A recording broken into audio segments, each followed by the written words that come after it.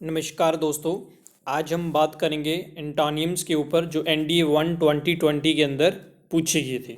ये आपके NDA, navy, double A, SSR and air force X and Y group के exams के लिए भी इम्पॉर्टेंट है। चलिए फ्रेंड्स स्टार्ट करते हैं। He found her extremely attractive and charming. So हमने अट्रैक्टिव का एंटोनिम यानी कि अट्रैक्टिव का विलोम शब्द बताना है, उसका उल्टा बताना है। अगर हम देखते हैं अननेचुरल, तो अननेचुरल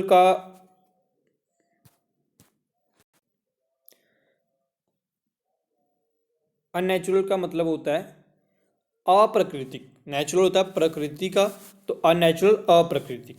सो अप्राकृतिक और अट्रैक्टिव में कोई तालमेल नहीं। मॉडर्न, मॉडर्न होता है नया, तो ये भी आपका नहीं हो सकता। ठीक है।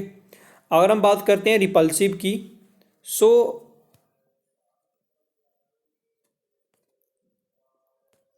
रिपल्सिव अगर हम बात करते हैं तो ये इसका रिपल्सिव है, क्योंकि आपने पढ़ा होगा फिजिक्स के अंदर अट्रैक्ट करते हैं, रिपेल करते हैं। सो अट्रैक्टिव का उल्टा क्या होता है?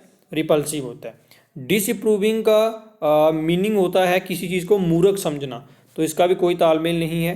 तो बेसिकली आपका ये सही है, रिपल्सिव सही है। ठीक है, ये दो भी नहीं है। ओके, चलिए स्टूडेंट्स आगे बढ़ते हैं हम। The sky is boundless. Boundless होता है इनफानाइट। बाउंडलेस का मतलब होता है इनफानाइट, यानी कि जिसकी कोई भी सीमा ना हो। सो हाई होता है ऊंचा, तो ये भी नहीं हो सकता। वास्ट होता है बड़ा, तो ये भी नहीं हो सकता। ठीक है। एक्सपेंसिव, ये भी नहीं हो सकता। तो फाइनाइट, फाइनाइट आपका करेक्ट है, क्योंकि एक्चुअल में मीनिंग होता है फाइनाइट का सीमित। सीमित मीनिंग होता है इसका, सीमित। सो बाउंडलेस होता है जिसकी कोई सीमा ना हो, यानी कि असीमित। सो इसका उल्टा विलोम एंटोनिम फाइनाइट है। ठीक है। थर्ड की बात करते हैं। The sky is clear today. आसमान आज साफ है।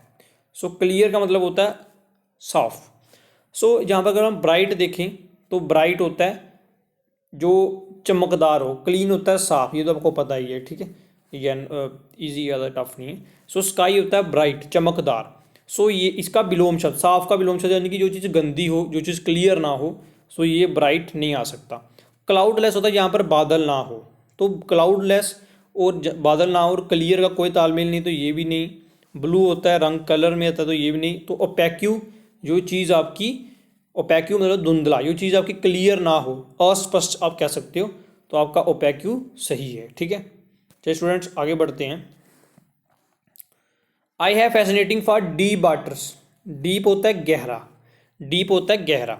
सो डार्क, डार्क नहीं हो सकता है। लाइट भी नहीं हो सकता है। इसका डेंजरस, खतरनाक, वो भी नहीं हो सकता है। शैलो इसका सीधा सीधा ऑप्शन है सही, shallow. My watch has been too generous. Generous का मतलब होता है कोई चीज़ यो काइंड हो, बंदा दयालु जिसको बोलते हैं, इसका मतलब ये होता है। ठीक है। तो अगर हम नीचे स्टार्ट करते हैं होस्टाइल। होस्टाइल का मतलब होता है जो शत्रुतापूर्ण, तो ये भी नहीं हो सकती। इविल होता है दैत्य, दैत्य टाइप, तो ये भी नहीं हो सकता। और स्टिंगी होता है आपका बेसिकली जो दान करने वाला है, तो दयालु और दान करने वाला इसका सिनोनियम है, यानी कि एंटोनियम इसका नहीं है, तो ये भी गलत है। इसका रफ सही है। रफ के दो मीनिंग होते हैं, रफ के दो मीनिंग होते हैं। एक इसका होता है खुरदरा और एक इसका होता है अशांत। एक इसका होता है अशांत, अशांत। सो इसका रफ का रफ सही है इसमें। ठीक है।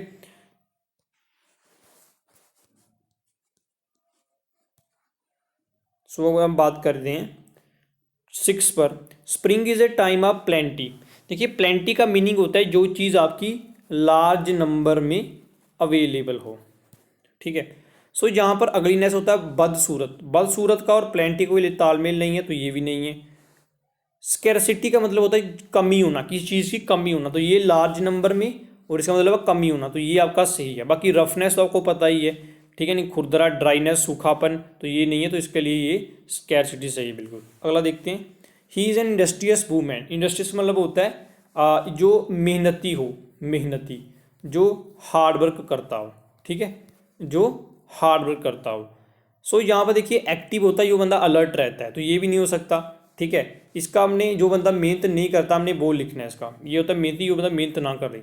तो प्रोडक्टिव भी इसी प्रोडक्टिव वही आदमी जो प्रोडक्टिव जो प्रोडक्टिव काम करे, अलर्ट रहे, है ना। सो ये भी नहीं है। सो लेजी, देखो डिसलॉयल भी गलत है आपका, डिसलॉयल नहीं हो सकता, लॉयल होता है ईमानदार, तो डिसलॉयल जो ईमानदार ना हो तो ये भी नहीं, तो लेजी इसका ठीक है। ठीक है, आगे देखते हैं जैसे प्लांट ग्रो इन अबडेंस एयर, तो ग्रो का मतलब होता है किसी चीज़ का उगना। ठीक है, तो जहाँ पर इसका श्रीवल सही है, क्योंकि श्रीवल का मतलब होता है सुकड़ना। ठीक है, तो इसका ये सही है। बाकी का स्ट्रेच होती है मतलब खींचना, तो इसका कोई तालमेल नहीं है। स्प्रेड होता है फैलना, इसका कोई तालमेल नहीं है। इन लार्ज होता है बड़ा, तो कोई नहीं है। ठीक है, तो ग्रो उगना, तो मतलब श्रिंक कर जाना, ऐसे सिक्योरिटी आना, तो श्राइवल। ठीक है, आगे बढ़ेंगे। She rarely comes here, rarely होता है बहुत ज़्यादा कम, बहुत कम, बहुत कम। और अगर हम बात करते हैं सेल्डम की, देखिए सेल्डम का मतलब होता है सेल्डम का मतलब होता है ये भी होता है बहुत कम। सेल्डम का एक्चुअली मीनिंग होता है बहुत कम, यानी कि आप इसको बोल सकते हैं बिरले, इसका एक्चुअली मीनिंग होता है बिरले, तो ये भी नहीं हो सकता। बिरले भी कम होता है, रेयरली भी कम होता है, ये इसका सिनोनियम बनकर हमने बनाना है, इसका उल्टा विलोम शब्द निटानियम। सो नेवर होता है कभी नहीं, तो ये भी नहीं हो सकता। ऑलवेज होता है रोज, देखो ये होता है कम, तो ये रोज नहीं आ सकता। ये फ्रिक्वेंटली होता है अक्सर, फ्रिक्वेंटली का जो मीनिंग है, फ्रिक्वेंटली का मीनिंग होता है अक्सर। सो बेसिकली ये आपका सही है। ठीक है, आगे देखते हैं। She is rather crooked women, crooked का मतलब होता है जो बेईमान हो, जो बेईमान हो। ठीक है, बेईमान हो। अपोलाइट होता है दयालु, तो दयालु अलग चीज़ है, एक बेईमान एक अलग चीज़ है, तो ये नहीं आ सकता। जेनरस, जेनरस का मीनिंग होता है जेनरस का मीनिंग यही होता है दयालु पूर्वक जो होता है, तो ये भी नहीं हो सकता। देखो स्ट्रेट फॉरवर्ड ये है, सीधा साधा। बेईमान और इसका मतलब होता है सीधा साधा, जो बंदा चालाकी ना कर सके। ठीक है, तो इसका बेईमान अगर, तो इसका एंटोनियम क्या है, स्ट्रेट फॉरवर्ड। ठीक है, बाकी हैप्पी खुश है इसका भी नहीं है। ठीक है, तो इसका सी ऑप्शन करेक्ट है। तो थैंक यू दोस्तों, अगर आपको वीडियो अच्छी लगी तो लाइक करें, चैनल को सब्सक्राइब करें। जय हिंद।